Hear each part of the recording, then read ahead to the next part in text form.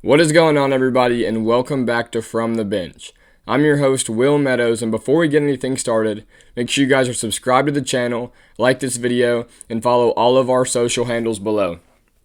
Today we're going to talk about what's going on around the program, what's going on around the SEC, and will the Vols struggle with Milroe's legs, Justice Haynes' legs, the running back two-headed monster for Alabama. So around the program, the Vols recently announced an orange out this weekend for Alabama.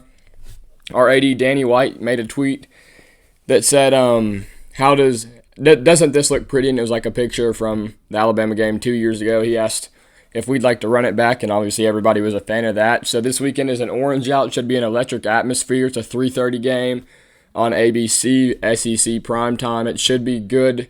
Should be a great atmosphere, actually. Another thing around the program are one of our better players on defense, if not the best. Keenan Pili has torn his ACL and is out for the year, for the remainder of the year. He only played 7 games with the Vols, but everybody who's watching Tennessee football will always remember him. He is what a volunteer is. He plays hard, just really unlucky. Last year was the collarbone. This year it's the ACL. So prayers out to him, prayers out to his loved ones. Hopefully he has a speedy recovery, and hopefully he can still, he's going to find his purpose. Obviously, God has a plan for him. Obviously, it wasn't football, but maybe he can coach at UT, just something. Again, just praying for him and his family and hoping for a speedy recovery for him. So really sad to hear that. And it's going to affect the Vols football team. No doubt. Again, he's one of our best players on defense, one of the best players on the whole team. He's the leader of the team. So prayers out to him. Hope for a speedy recovery. And today we're just going to talk about just a small, big part of Alabama's offense, but a small part of the game. Their running attack. Obviously, Jalen Milroe is one of the best I will say it confidently. He is the best running quarterback in the country.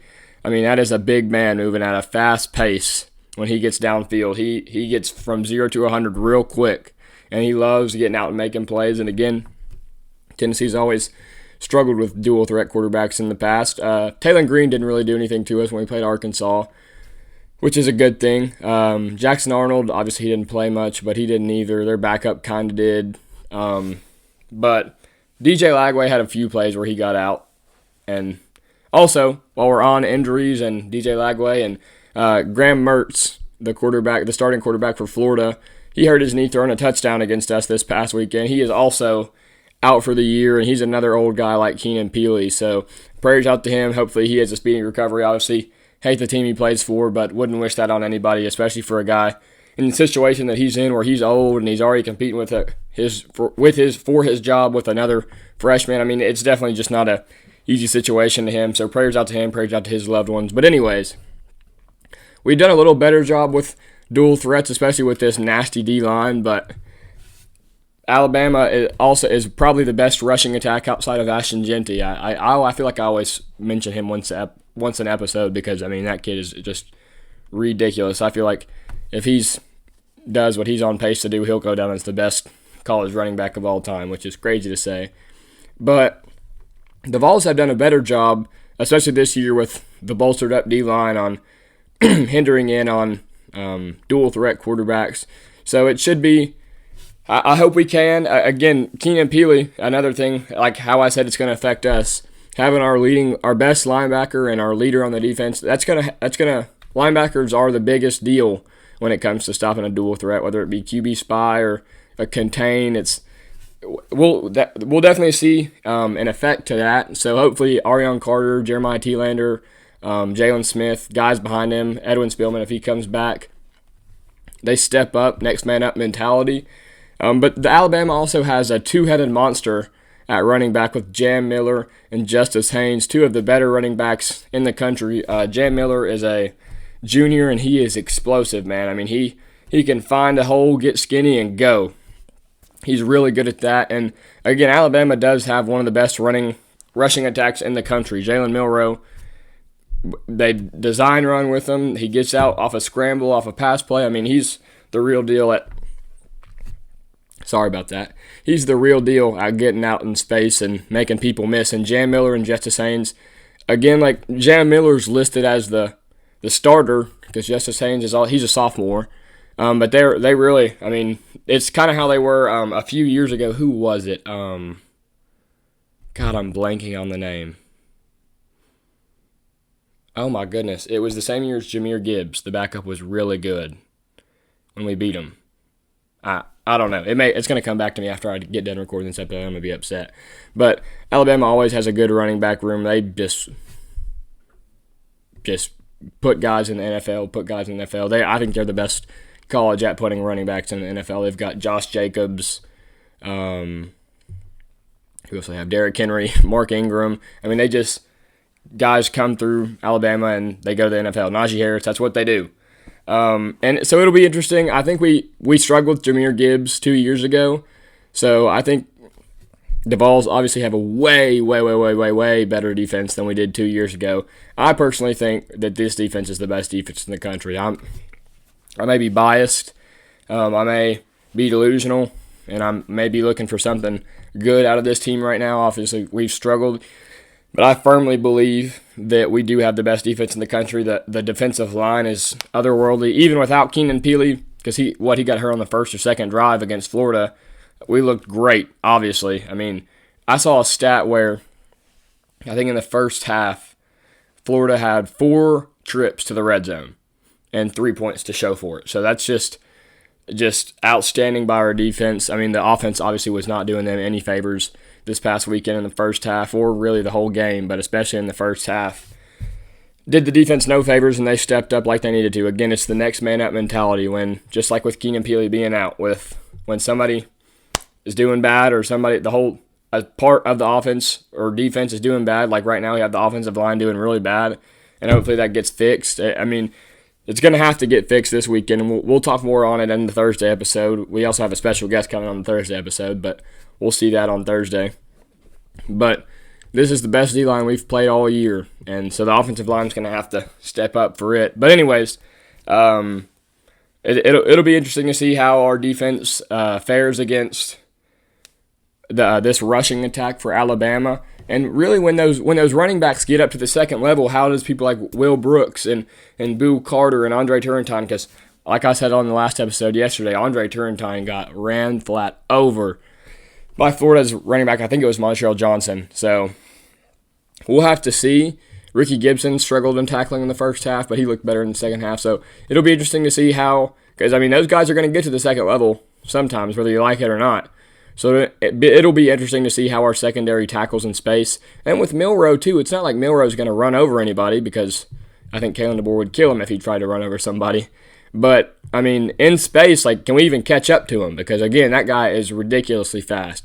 So that's just something I wanted to point out on the Tuesday episode and kind of key in on, because I feel like that's going to be everyone wants to talk about the 17-year-old Ryan Williams and the other good receivers like Jeremy Bernard. Everybody wants to talk about that, but I think the biggest threat of their offense, especially with how their offense has looked recently, I think they're going to try and rely on that run game against us, especially with how loud it's going to be in Neyland and the snap count and everything. Like, stopping their run is going to be a big part of the Vols trying to get a win this Saturday. But speaking of getting wins on Saturday, around the SEC this past Saturday, it was a fun one. Ole Miss went to LSU in Death Valley. LSU pulled it out in a thriller.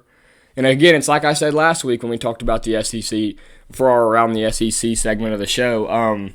Ole Miss has got to win out now. I said it.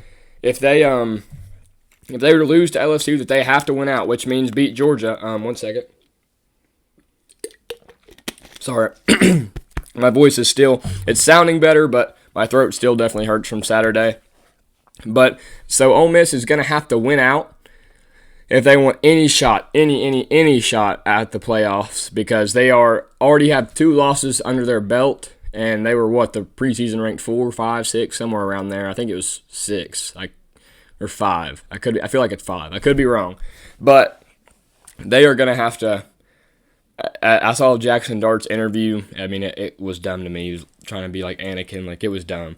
But Ole Miss is going to have to win out, and that's a tall task. LSU looks good. Obviously, they jumped us in this past AP poll. I think they're 8 now. Garrett Nussmeier had his worst game. He was 21 of 52 or something. this past weekend and threw 2 interceptions. So he had his worst game, and they still beat Ole Miss. So their defense is getting hot, which is something LSU struggled with since Joe Burrow's team in 2019, or 2021, whatever year it was.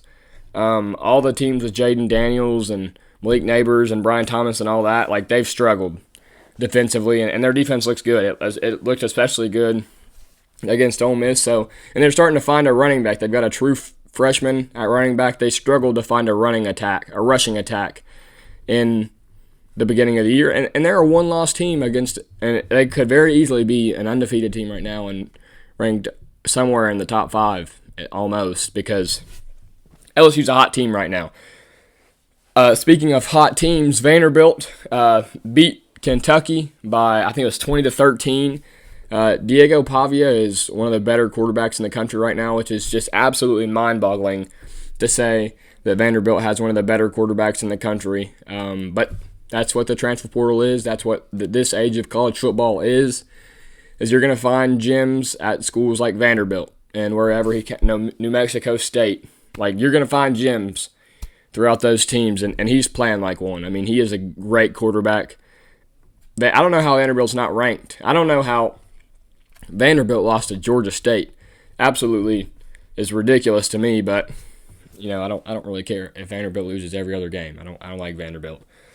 It's crazy to think that they should be ranked right now. In what week are we in? 7, 6? Yeah, 7, heading into 8. So good for Vanderbilt, I guess. I don't like saying it, but another game on a not-so-hot team. I guess they're ranked, 5 now, but Georgia struggled this week. That Carson Beck had 2 or 3 turnovers. I mean, he just does not look good right now. He does not look like the first-round draft pick, the Heisman candidate. Obviously, he's not anymore, but that he was supposed to be this year. I know he had 2 interceptions, but they beat Mississippi State by 10, and they let Mississippi State's offense score 31 points, which is just mind-boggling to me. And it's going to be interesting to see how Georgia looks going forward. They've got, obviously, Texas this weekend. Speaking of, that's going to be the next team we're talking about. That team, Texas, is far and away the best team in the SEC right now and the country right now. That team is really, really good. All over the board, that team is ridiculous. Quinn Ewers started off slow against Oklahoma, and, he missed 2 games, and it's the big rivalry game, like, kind of expecting to come out a little sluggish. Threw a pick, almost had 2, but he found his stride. They ended up winning 34-3 against Oklahoma, and that just makes our win look like nothing. And again, that's why I think people are getting so caught up in us dropping 3 spots in Alabama, not moving. And we had the same situation where we barely squeaked out a win against a team that we're a lot better than at home. Alabama has a win against the number 5 ranked team in the country right now. We don't have a win against NC State. Was ranked when we beat them, and they're god-awful now. And then Oklahoma is to no avail. They are not very good. So Texas is the real deal. I think that's my pick to win the national championship as of right now. I think there's a lot of teams that have potential to. Obviously, Oregon coming off a big win against Ohio State.